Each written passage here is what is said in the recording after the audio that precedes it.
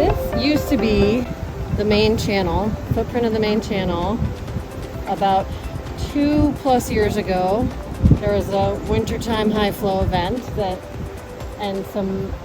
naturally recruited large wood that plugged the entrance of this channel and forced the river over to the other side of the floodplain in a lower, straighter path. We have re-excavated now 2 inlets to this channel, and we're adding large wood to the main channel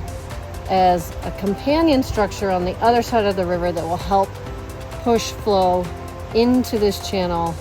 and keep it open so that we have not just the main channel in its current pathway, but also this additional channel, and then we're adding another channel in the middle of the 2 channels. And this sheet really narrows in on the area that we're working on right now. So for the full length of this page, we are spreading water out across the floodplain into side channels and then at higher flow into the floodplain, splitting flow as much as we can across this rare piece of wide, low floodplain in this area of our watershed.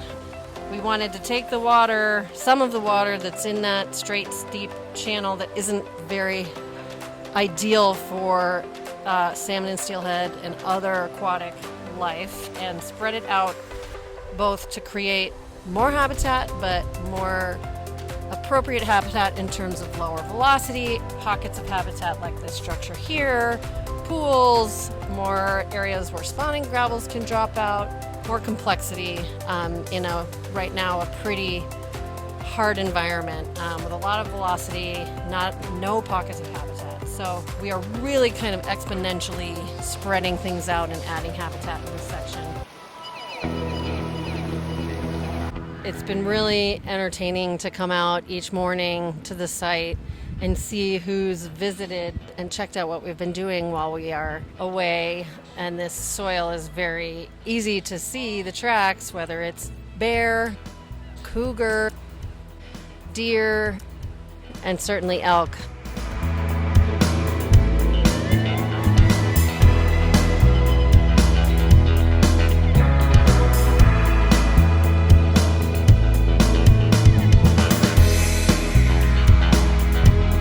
Been a fun game of whose footprints are these, whose tracks are these, and it is such a heavily trafficked area through here of wildlife, and that